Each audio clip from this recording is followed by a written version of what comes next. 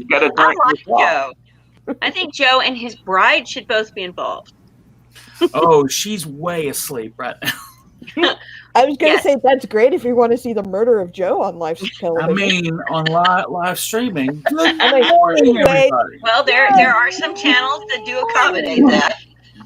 Good morning, everyone. We are live and we are happy, and it is Dragon Con Sunday. Woo! Raise your hands if you're all sort of kind of here, maybe.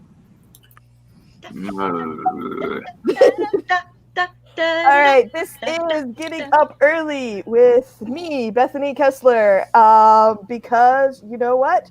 Joe Crow and Gary Mitchell for the Classics track put it on the schedule. So we're going to just get started with some quick introductions. Joe, if you want to take that away. Yeah, ladies and gentlemen, we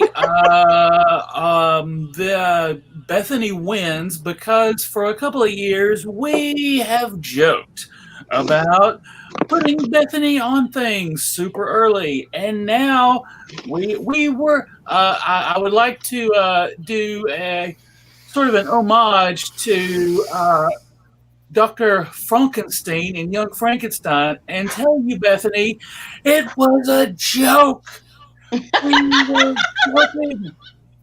Joe, you never joke with Bethany. Don't No. joke. Yeah. Well, It's a dare. It becomes a dare. It's Now, you got to understand, centuries of careful breeding have culminated in the one perfect little scary person. I am the Quizzer at Hatterack, guys. well, here's the thing: if this was actual Dragon Con, last night I would have just given Bethany the key to the track room and said, "You open it, have fun." Well, whoever Oh, unleashed the no. pandemic for this year, it's their fault. Yeah, heck yeah. So, oh my gosh. But Bethany and her family are very cool people, and we're going to talk about nerdy things for about an hour. And there you go. Yep. So here with me, I have Joe and Gary, who put me on the schedule at this time. And, that's fine. I'm professional. I got up. I made sure I was bright and sparkly and, wearing makeup and everything. So, and then... We're not going to say anything about are you wearing pants? Nope. Actually, I am. What? Really? All right. I'm a professional. I wear pants to most of my panels. Except when I'm wearing a skirt, but that was just too awkward for today. And with me, I have my wonderful, awesome parents, who are pretty much directly responsible for all of my nerddom. It is completely their fault, because I was incubated a nerd.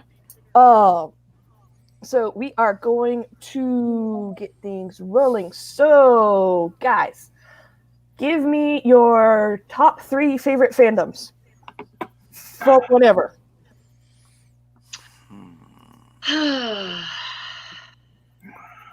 Okay, I'll Go ahead, Joe. let's see, top 3. Marvel Comics. Let's see, Marvel Comics is 1. 80s television in general, I think it would be my second one. And Animal. yeah. And number 3 on the list, I'm gonna say is Star Trek. Cool.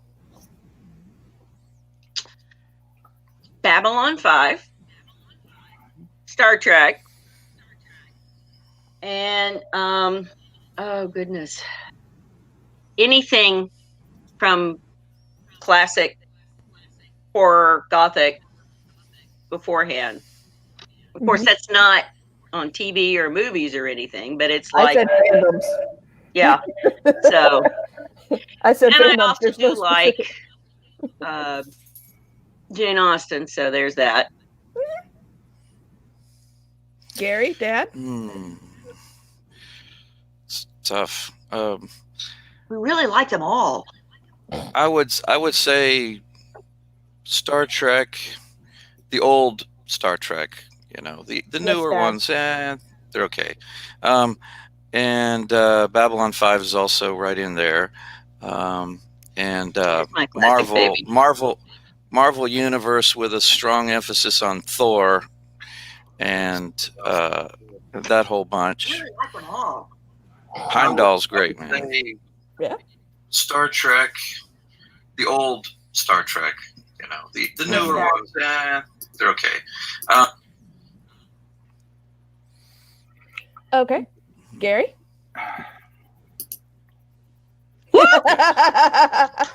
Okay, that's one. Now, Go did ahead, I one mention more. Star Wars? I should have mentioned Yeah. Star Wars. Star I like Trek. them all. And Wheel of Time. Fair enough. Oh, yeah. Yeah, no, I'm pretty sure, gun to my head, stuck on a desert island. Mine would be Wheel of Time, Star Wars, and Killjoys, actually. Really? Oh, I know, Mom. I'm just as surprised because, Killjoys and Dark Matter are right up there with Babylon 5. Dark Matter was Dark Matter was amazing. I was okay. mad at them for that. Firefly, I love Firefly. Oh, yes. And then I started getting into Dark Matter, and I was like, okay, they Fireflied us. So fair warning. I am a terrible, terrible child because I got my parents into Dark Matter on Netflix and did not tell them that that it ends on that cliffhanger. that it ends on that cliffhanger. So No, but it I does wanna know explain the insane cackling we heard as she was hanging up the phone after telling us we had to watch the show. I want to know which didn't one wanna of you watch guys is gonna. I want to know which one of you guys is gonna write the graphic novel continuation or I'm going something. to go close my door. Just a second. somebody has to. Somebody's got to. It's just not fair. It's just Which, not by fair. the way- Somebody's got to do it. Yeah, which, by the way, thank you to everyone who's commenting and all that jazz. I mean, you guys are the true MVPs. You guys are awake this morning. And hi, welcome to the madness. So, Who's commenting? I can't see comments. If you on the right hand side, there's the little chat. It starts on private chat, but if you click on next to that is the word comments. yes. Oh yeah, there we go. I see. So, I'm very happy that whenever Just call me Boomer, but do it nicely. whenever we think that people aren't going to be here for a thing that we come up with, they surprise us. And the people who are chatting and hanging out with us, shocking. I was going to say, Ken, quick, I got 6.5 hours of sleep last night. I am golden. Yeah, if I call you Boomer, I'm referring strictly to the lady from the Battlestar Galactica reboot. So Okay. Fair enough. All right. Yes. Fair enough. Oh, as you can see, not all of us are up. I'm Yes, not. Gary's still not awake yet. What other fun television shows other than Firefly and Dark Matter ended? I want to hear the belly button story. I was promised the belly button story. Okay. Oh no! We did not promise you the belly button story. We promised you the duck story. And the belly button story, but the belly button story. Fine, all right, go ahead. Like I said, I have no shame. I've done Dragon Con for too long. It's Dragon. We, Bethany, and we, Anna, had discovered a pack when they had discovered a packet of gum, and they had gotten it stuck in their hair, and hair? No, just wait, hair. Yeah. So we'd gone through the process of, as they're in tears, and I'm using peanut butter to get it out, and I'm thinking, please, I'm so glad I had creamy this time, and all of that, and we had that discussion, things we do and do not put into holes in our body, and and things we don't eat and leave on our heads. And then the week after, I hear this crying, and there's Bethany, and she has sealed her belly button shut with gum. Now, she was rather outdone by her sister, who had somehow done skin bubblegum, and actually sealed her arm close to her body with it. And then Anna went on later to do her eyes and shut her eyes complete with bubblegum. And I only had Crunchy available in the house at that time. So Bethany wins is that she was slightly faster learner than her sister.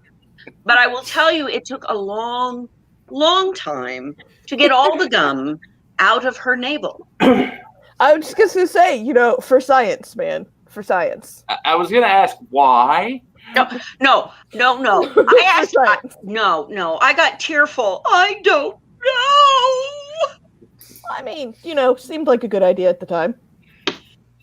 What? That's the family motto. That is the beginning phrase to our family motto. Every catastrophic event in the world. Seems like a good time. I'll just leave this tray of virus. That's a Darwin. That's a Darwin answer. It seemed like a good idea at the time. Anyways. All right. So, do you want to go ahead and tell the duck story? Well, we can save it for later, dear. Because the duck story is really oh yeah, this is true. In the book that is Bethany, the duck story is actually backstory of how genetically you can't, in the genes, this crazy that you have has always been there. Yep, pretty much. Yeah. So we can I did not fall far from this tree. By the way, for those of you who are not sure why Gary exactly was promised the belly button story, you should go back to the classic Strat quarantine panels and watch the panel on cartoon moms. Yes. Yeah. So, alrighty then. So yeah, I mean, I don't see anybody. I don't see anybody in the panel. I mean, in the crowd there that's poked in with their favorite stories or favorite series fandoms. Well, when it comes to some of the other ones. Yeah. I mean, yeah guys, put your favorite stuff in the comments, and we'll talk about them. Inquiring minds want to know. Now, you guys do need to realize that Bethany's father is a Highlander. Yes, he is semi-immortal. Yes. No, I'm not kidding. There can only be one. There can only be one. We have survived being airborne from a taxi hitting him. We have survived Rocky Mountain spotted fever. We have survived 2 different flavors of dengue. We have survived he survived organs dying inside of us. Yes. And decaying. And we have survived, and that's just like the top 4. The tornado that was lifting the car up off the ground. The tornado was lifting the car up. That was fun. So yeah, in Mexico. Oh yeah. Oh, and the swimming with the piranhas after he had shaved. That was fun. Yes. Yes. Not something I recommend ever. Yeah. Yes. And then various and sundry things that happened in the Middle East. Yeah. Yeah. So when I say that my father I currently have several chronic conditions, but hey, I'm not going to let it get me. Mini strokes. Go for exposure to nerve agent. What's that? Just it's another day. It's another day. Another dime. Oh man, Joe, your faces are cracking me up. Hey, let me tell you what, Bethany. I'll tell you a Bethany story. I'm part of the reason she's alive, because she would get up in a tree and read and fall asleep in the tree, and also she would take her. This is how you know she's a writer. She would be writing with her notepad and pen, walking through parking lots. Just like my wife trying to play Pokemon in a parking lot. She would be writing in the parking lot. And I said, Bethany, no writing while we're walking through the parking lot. We're in Brazil. well, we're in Kentucky. You can't do that. It's All these like, different things. Yeah. I mean, so, you know, I am your witness. I kept her alive long enough to become a famous writer and all that good stuff. So, and she Yes, can there's a carry on the reason- sci-fi legacy. yes, Oh, there's a reason why all my short story and novel acknowledgments, start with the "to everyone who didn't kill me in the process of writing this novel, thank you." It's just like a No, blanket I'm about ready, acknowledgement. though, to take you to the woodshed, young lady. I have not had an update, a new chapter in a while. Come on. See? The pandemic, Mom. No, you can't blame it on the pandemic. Why can't I blame that on the pandemic? And unfortunately, you made the mistake of allowing me to know where you live. Yeah, you also have a key to my house. That was a Yes, tactical yes, I error. See, this You is the didn't learn story much from behind the tactical side of your father, did you? the story behind the great writers is a mom that's going, "Hey, chapters. Give me more Yeah, chapters." Yeah, the people standing on my doorstep with pitchforks going, "Come on now!" But Danya owes the world another sequel to The Rise of Achosi. So our the superhero dark vigilante of Brazil, and Yep. she needs to publish her second novel.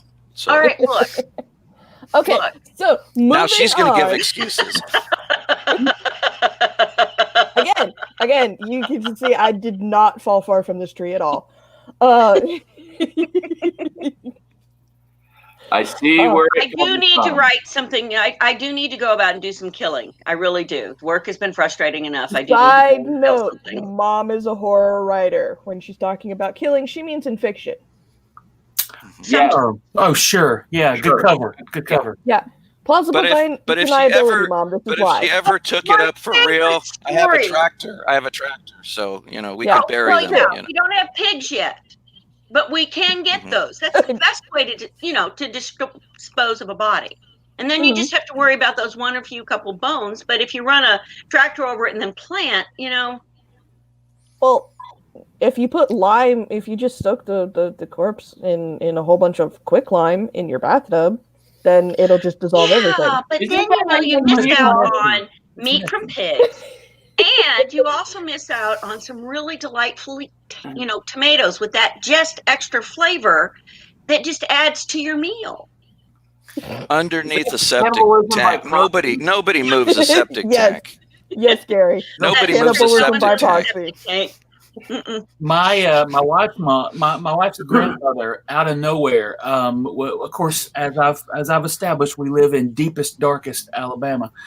Out of nowhere, a few years ago, we were at her family's place, and her grandma said, but like behind their house are old mine shafts.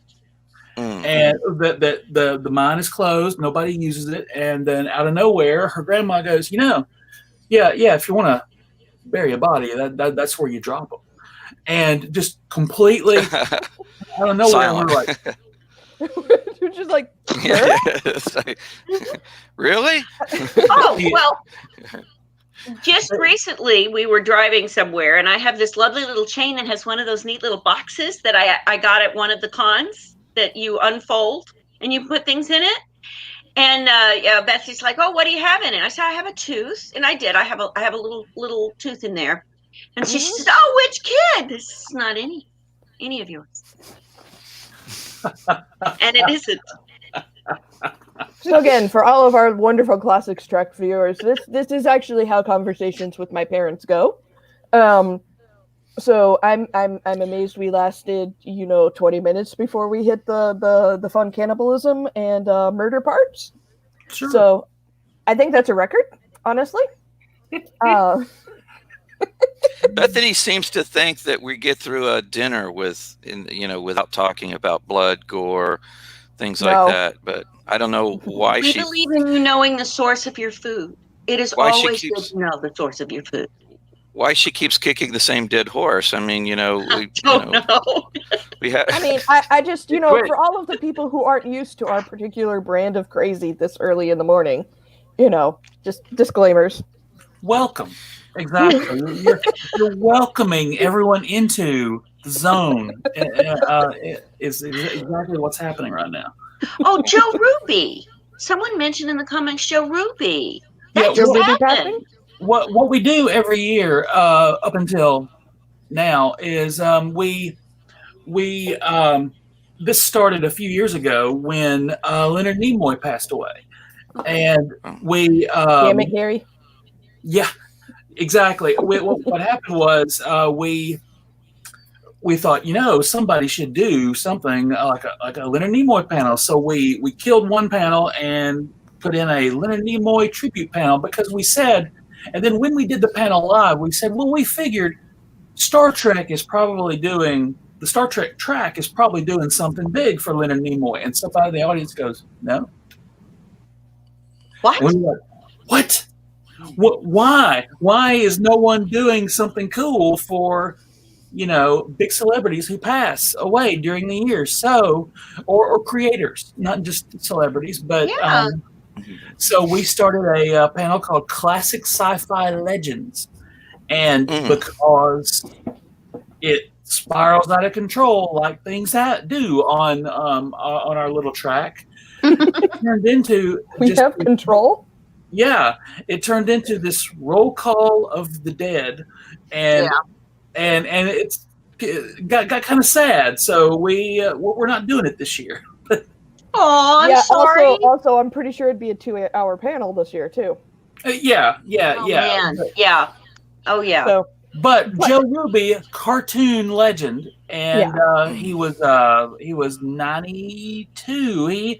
He had a good run, but Ruby Spears, or the was a big cartoon production company, and they created, I believe, one of my favorites, Thundar the Barbarian.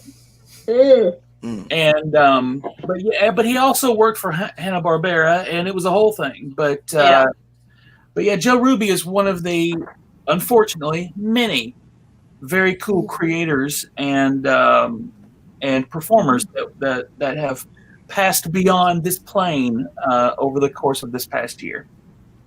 Yep. So. Oh, good. Gary's awake again. Good morning, Gary. I'm excited we have video documentation of that. Oh, Joe, did Denise show up for roll panel and pass out last night like she said she would? Yes.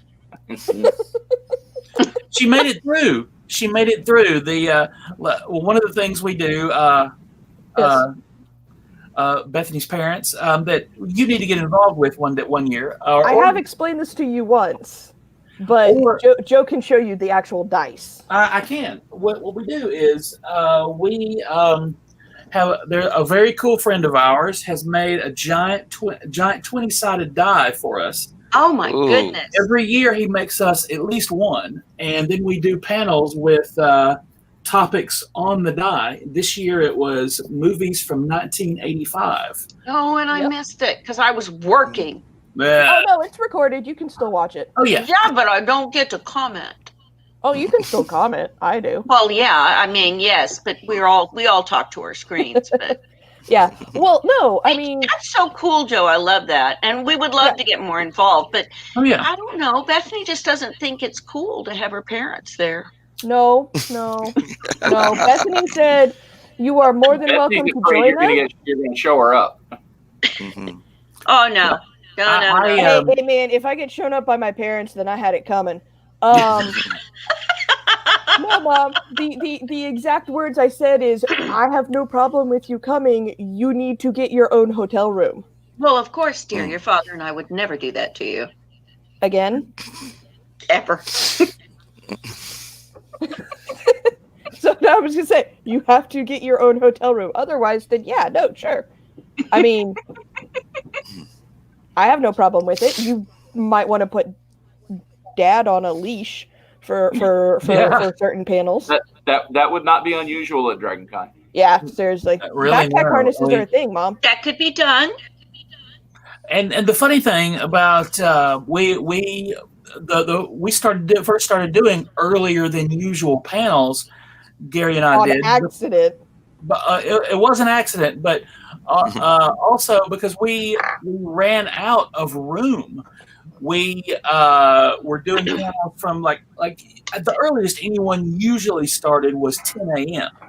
And so we just ran. We had so many panels we wanted to do. We ran out of time. So we said, let's do a couple at 8:30, even though that was spiritually punishing to have to get up and do a thing that early at Dragon Con weekend. But we did it, and it turns out there are a ton of people already awake at that time. Well, no, it's because nobody went to bed. Exactly. Well, and the lovely Jessica Nettles commented that she's usually up and early on Sunday mornings because she's an early riser. So there are all kinds of people at Dragon Con.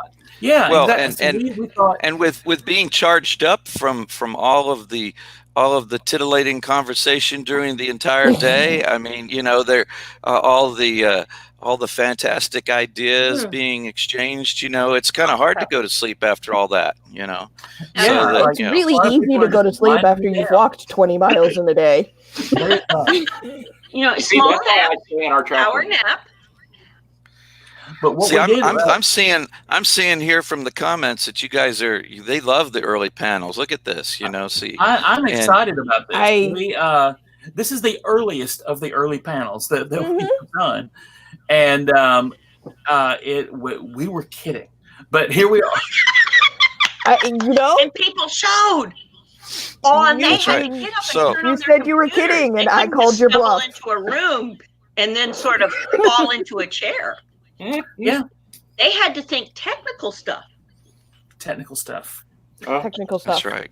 Hey, this is so like a Dragon Con thing. This really turns it into Dragon Con because all I need is my DQ bagel, and I'd be.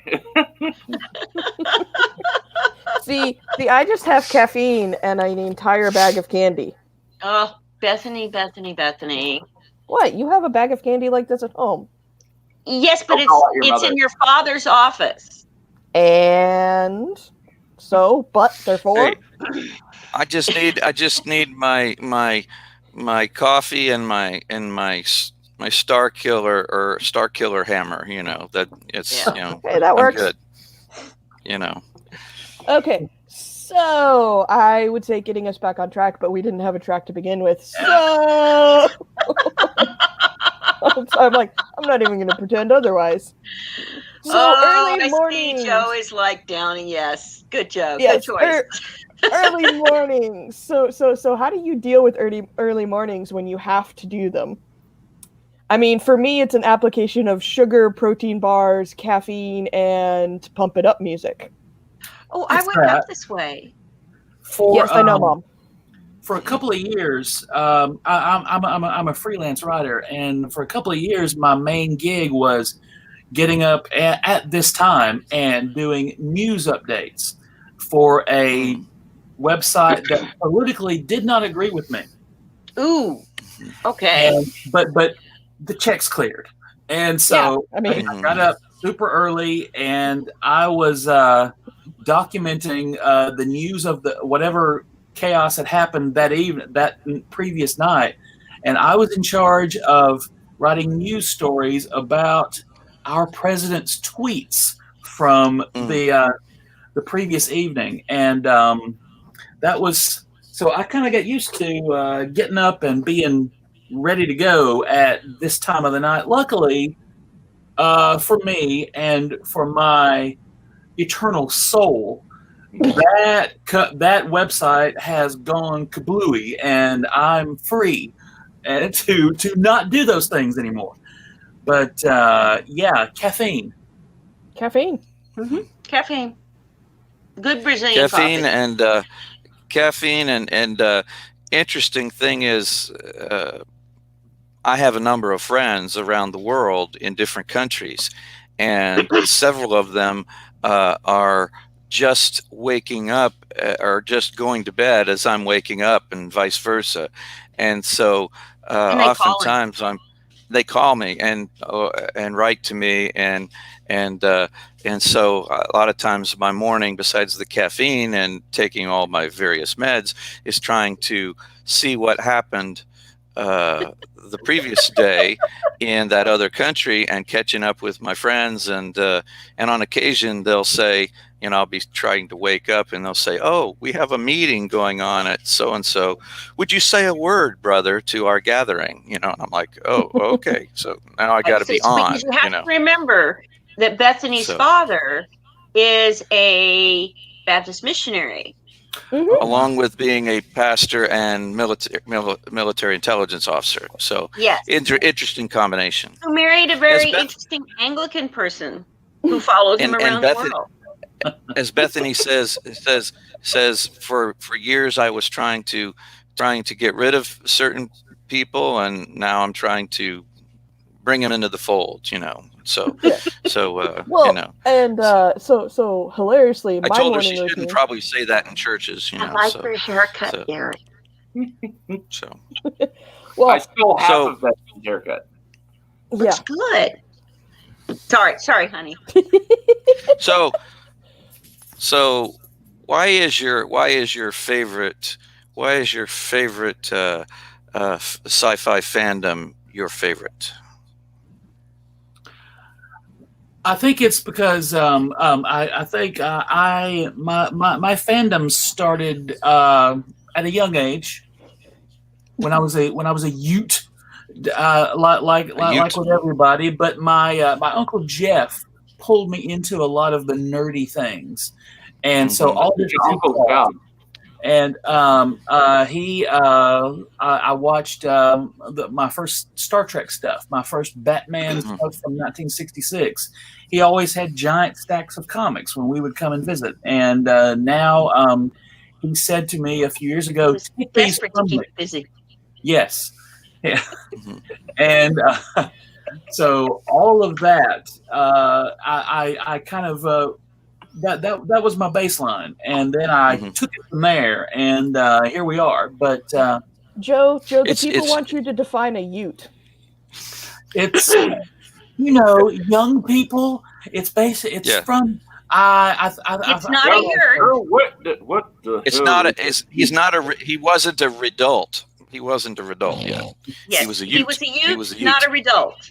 That's right. And not a rent at that time. I was trying to think to why I so much, without even really thinking about it, as much as I love Star Wars and I like and always have, but why Star Trek continues to be, well, and Babylon 5 is very strong in there too, continues to resonate highly with me, and that is because even as a Ute, I was big into the military, and in the whole thing of the Enterprise always ran as a military vessel, even though it was going out to do exploratory trips and things. It was being run very much like a submarine, with somebody telling you what's going on, somebody repeating the orders, the commander repeating the orders. Decisions are being made, repairs are being made, constantly trying to keep the thing running. And then, Babylon 5, we saw some of that, but we didn't see that in real close so much because it was more the diplomatic piece. We focused more on the diplomatic piece.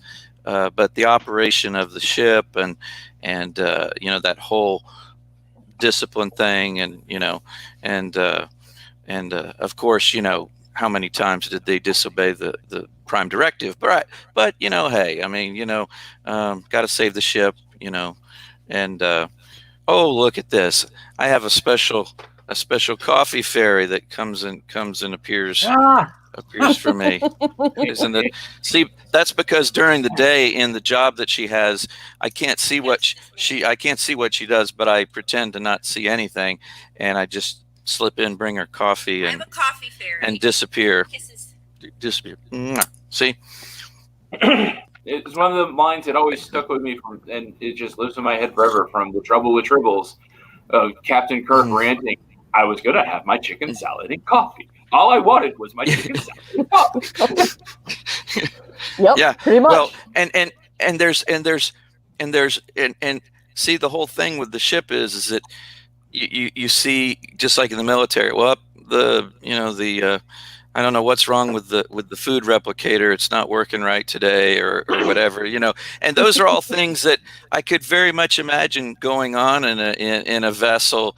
I like one thing I liked about the dark matter is the fact you are constantly seeing the ship having issues, and somebody having to go out and, oh, hey, who wants to go outside the ship and what Ford vacuum has and go warped into. Why are we here and how did we get here? Yeah. No, I mean, some of my earliest fandoms, other than classics, were me intentionally delaying doing homework so that I could stay up and surreptitiously watch Babylon 5 while finishing homework. So, because because we didn't know that was what you were doing. Yeah, exactly. I thought I was we didn't sneaky. Understand that. Yeah. Well, you were sneaky about certain things. Bethany, you got to be careful with her, because she was the one that. It's always the quiet ones, guys. If she wanted to know watch out if for the something quiet was one. dangerous, or if she wanted to know if something was going to trigger parental wrath, she would go up to her sister Anna and she'd say, "Hey, Anna, go poke that snake underneath the swing. See what happens." And then Anna, who was very trusting and rather scattered in thinking at that time, as any ADHD times 10 person would be, would do it. And then Bethany, we'd watch her. She'd sit back and she'd watch. And then, if it was okay, she'd do it. If it wasn't, she wouldn't do it. This reminds me of the relationship between my little brother and myself. Hi, which one were you, Joe? I was the big brother. Oh dear. And I multiple times I distinctly recall my brother. We lived on a horse ranch. Well, my family still does. But they the one of the things that my dad was a veterinarian, so we had a dangerous thing called a cattle prod that he would use in getting the cattle to do what they needed to do for him. And so it had two little prongs on it. And my young brother, 4 years younger, he says to me, "Hey, if you only touch one of the prongs, you don't get zapped." and I said to him, I think you're wrong. And he goes, "Dude, would I lie?" And the answer to that is always yes. Yeah, and so I did it. I touched the one prong, and he hit the button, and blasted my shorts off. It was a hard lesson. And Joe's hair has never been the same. This is what happened. Yeah. That's what happened. This is how trust is violated and how wars in the Middle East start. Right here. Usually between brothers. Oh my God. No, see, Bethany's actually our oldest child. Yeah. So you had her and then you kept going? What? I know, right? So you had her and you kept going? I know, right? Why not stop at perfection? No. See, Bethany, if I just had Bethany, I would have thought that I was the best parent mom in the whole wide world. But because you were, because she was quiet. And see, we hadn't yet learned in our infancy as parents that is a danger signal. And so and she's very smart. She was, that was before she started eating her crib and everything. So we had another one. And then I will tell you, there is a 10-year gap between Anna and her brother. Yeah, there's a 13-year gap between me and my youngest sibling. For Yes. a reason. Yes. Well, yeah. Yes. Sometime after the Princess Bride film came out, and a certain 2-year-old and 1-year-old were watching it, I heard cling, cling, cling in the kitchen. And I came out and see Bethany has a meat cleaver in her hand, and her sister has a dangerous steak fork, and they're going at it full speed ahead. And I'm like, stop! Over the stove. Over the stove. I said, stop! Give me those, and I substituted them for some harmless wooden spoons. Yeah. And so and away from the stove. Yeah, so see, Bethany's secret desire is to be an actress in sci-fi and fantasy. That's what she really wants to do. No, she wants to write it because she wants to she's that bossy. She wants to tell them what to do. Yeah, I mean, to be a director. Yes. Nah. Oh no, Bethany, young lady, you just do it with. She would be a great director. Most people don't realize you're directing. She'd be a great director. What? She'd be a great director. Oh, yes. Yes, great director.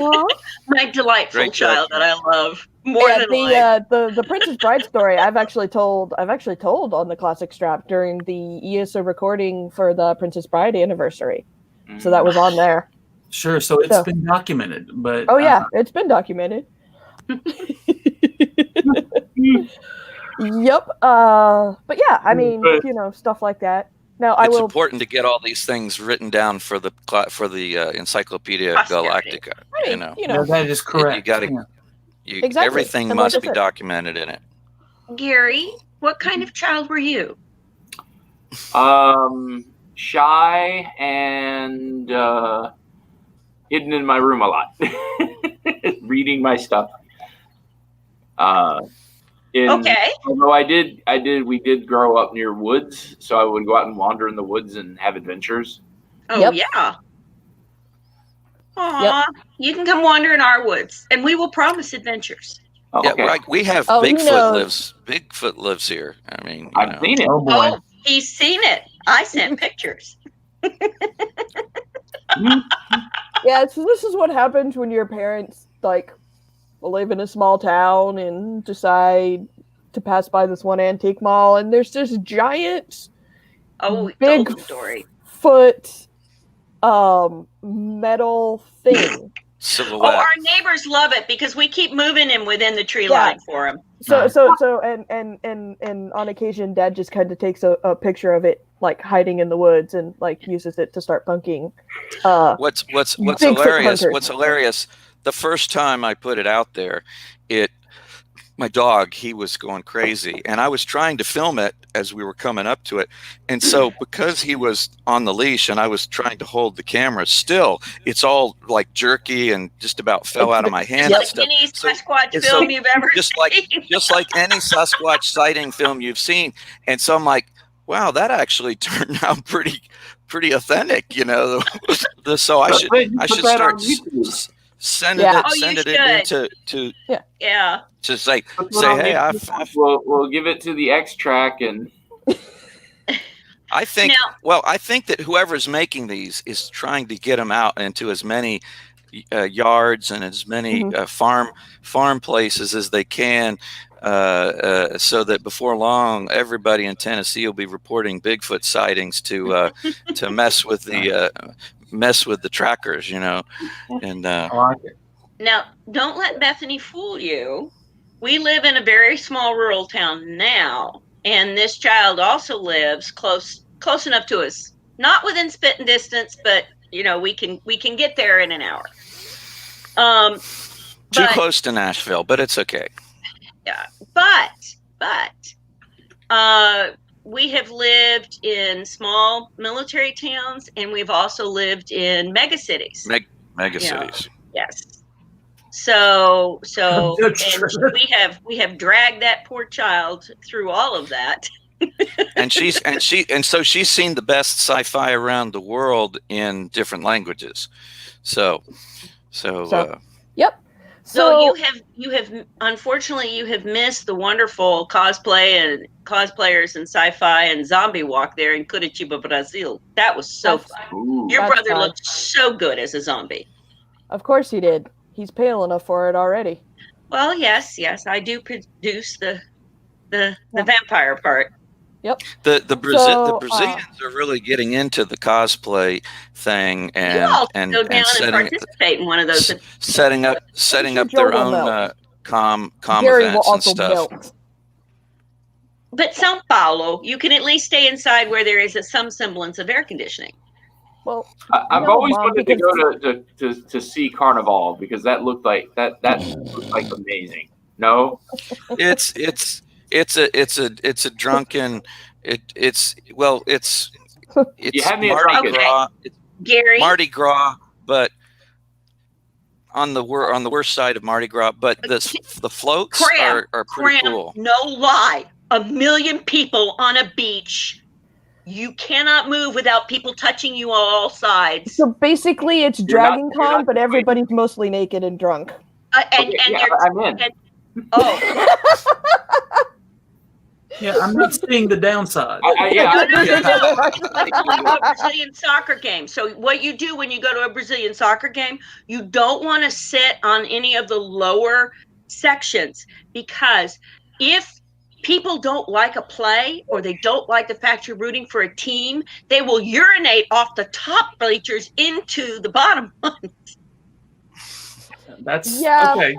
Brazilians kind of take their football a little seriously. Oh, and in the Northeast, there was this ref that made a bad call. And the next day, they found his head on a stick stuck in the middle of the playing field. It's the whole no lie. Thing with, like Brazilians treat their football / soccer very, very seriously, as seriously as Klingons take honor. Oh yes, the Argentinians and Brazilians on the border. Okay. Oh, in the army, the 2 army posts there, open fire on each other over a football game. Okay, so I now want to see the Klingon soccer team. Oh yes! Oh yes! Next year. Playing against the Romulans. Write that for us. Who can write the Klingon soccer game for us? I was gonna say playing against the Romulans. Yes. Oh, So Dragon Con cosplayers, you're on notice. We need a Klingon we need this to happen, guys. That could be so great. Oh, that would be wonderful. The Klingons would not be good with ties. That wouldn't be a thing. No. You can't have a tie. No, because then it would go to single combat. Well, it goes to combat. So, are you playing Vulcan rules or are you playing Klingon rules? I gotta say, I wish that actual soccer was like that. Shootouts with Klingons, that could be fun. Okay. So if you got a tie involved, and we need the entire, we need the Federation soccer team is a standard soccer team. Yes, exactly, Gary Lindo. Sudden death is very literal. Yeah. Oh yes. Yeah. Oh yes. Oh guys, you have never. We were in an airport. We've always been in a lot of airports. Bethany will tell you they are home. Oh, this story. So we saw this one poor American tourist who was heading from Brazil to Argentina, who was wearing a Brazilian soccer jersey. And we're like, oh no. You should probably change that. Sure. But you can't tell Americans anything. No. Well, okay, see, for everyone watching who isn't up on the particulars between these two, Argentina and Brazil during normal non-World Cup years, if you wear the opposite jersey into that country, the worst you'll get is a mugging. If you do this during World Cup years, the best you can hope for is a mugging. The worst you will get is an actual lynching. And I'm not actually. We're not kidding.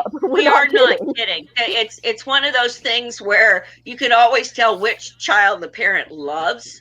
Because they'll have the correct jersey, and the one that the parent would really like,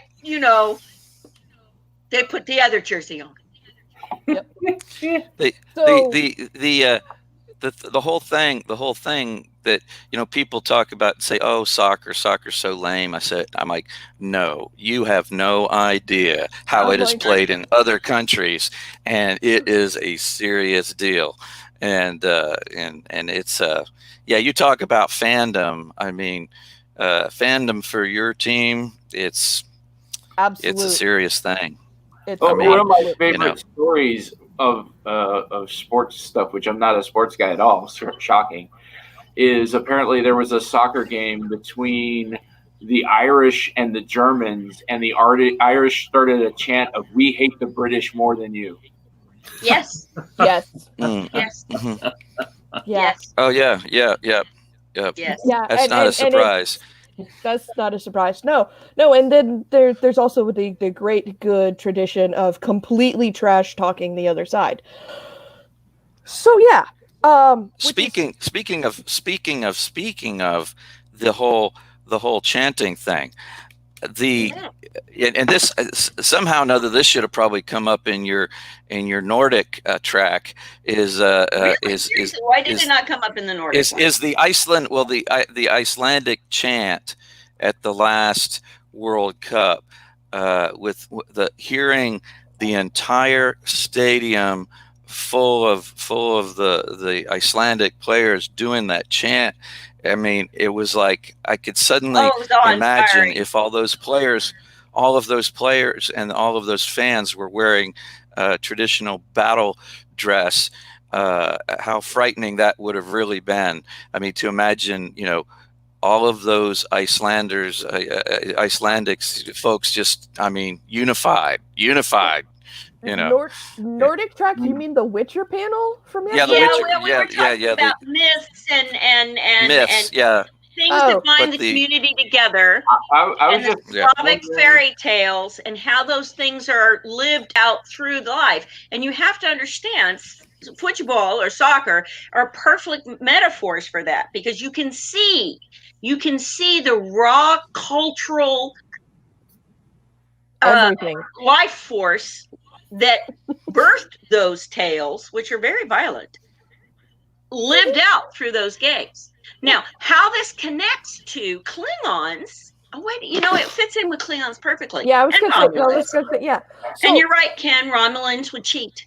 Yeah, Romulans would totally cheat. Romulans, who needs them? That's right. All right, because we are getting close to actual time. You're kidding? Really?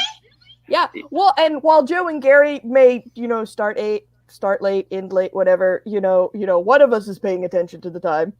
Mom, you have to tell the duck story, because I promised Kevin you would. Oh, okay, all right. So, Bethany's aunt. Great aunt, Crazy Aunt Manny. My aunt, Crazy Aunt Manny. Okay, so she was. Everybody has one. Okay. So she was a rising young lawyer in the public defender office in Los Angeles. And she had very interesting and wonderful clients. And she was married to a very prominent financial lawyer with connections to all sorts of political offices. Okay? So, wonderful power couple, right? So, one of the things that her husband at that time did is they had this lovely little house in the middle that Aunt Manny had flipped and created and made wonderful by herself before she married this gentleman, back when that wasn't a thing. But she did it because she was an amazing woman, still is actually. And but what they did is they had a little pond, and one Easter he had given her some ducks. And so she had these ducks. Well, one day she goes out and she realizes she has an extra duck. And the extra duck is a wild mallard that had somehow hurt his wing and landed in her yard. And it wasn't a bad situation because all her ducks were very pretty and all female. And this was a male duck.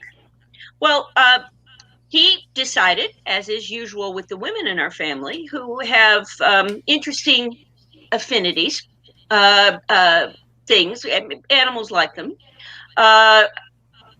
decided that Aunt Manny was part of his little duck harem, and he would not let Uncle Bill near her or out in the yard. It got so bad he would attack him every time he stepped out into his own backyard. So the duck had to go. And so Aunt Manny she called all the appropriate places, and they're like, I'm sorry, we can't take him. He's been domesticated. All right, so how do you get rid of a mallard duck who's really not as domesticated as people are telling her in the middle of Los Angeles? So she had already contacted their arboretum. They have a beautiful arboretum there, and it is filled with wonderful wildlife and peacocks and ducks.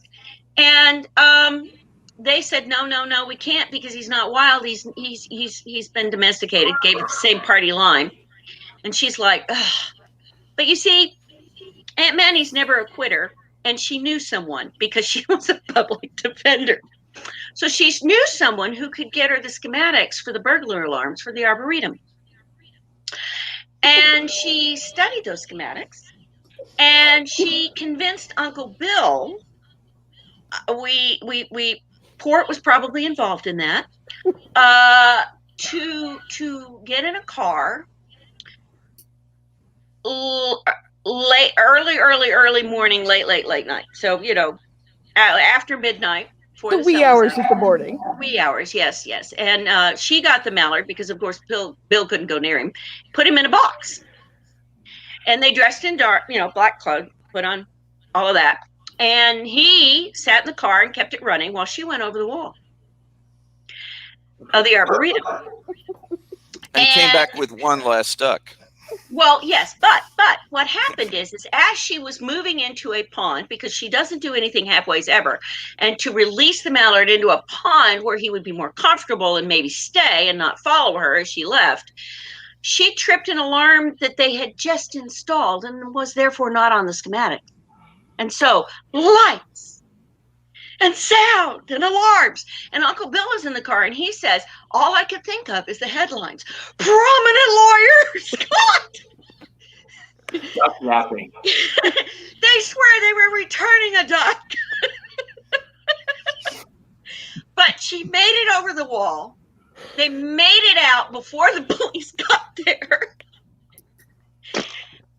And, but this is only one of many, many things that crazy Aunt Manny has done. So awesome. So, yes. So Bethany and her shenanigans. Yes, she comes from a long line of people. Shenanigans. Yes. Now, is it Joe? Mr. Plexico? Van. Yeah. Okay, yeah, and he's the military one. I think so. No, who is the military gentleman on that? Michael Faulkner. He was. Okay. All right. Well, at some point, I need to tell him about your great grandfather, Admiral Cat Brown of the 7th Fleet. Oh yeah, and how he took. Yes. Yep. Yes. Well, guys, my gosh. Did I not promise you an entertaining time, Joe? You did. You never disappoint, Miss Bethany, and I'm so glad to meet your dad, and I'm so glad to see your mom again. You guys are the best. Please come up. We have a fun place. And Phil is an amazing cook. Yeah, and I promise next year at Dragon Con, when we can do this in person, we will not be getting up this early. Bless you. Yeah, Bethany wins. Bethany has, she. Do I get a plaque for this? I feel like I should have a plaque for this. I think we can. She rose to the challenge. She rose to the challenge. I think we can get you a plaque. We're gonna have to get you a big button. You know what? We'll get you a button just like the Gary No and Damn It Joe buttons that said Bethany wins. Okay, I'm done with that. I like that. Best mom. I like Best that. Button I like ever. that. So yeah, we've got about 30 seconds to a minute left, guys. So where can we find you? And if you are on the interwebs, and want to continue nerdy conversations, where can we find you? Gary Mitchell. On the Twitter. On the Twitters. Or the Facebook. True that, Holmes. On the Book of Faces. The Book of Faces. Yeah, if you're following the American Sci-Fi Classics track, you're already here. Yeah, true.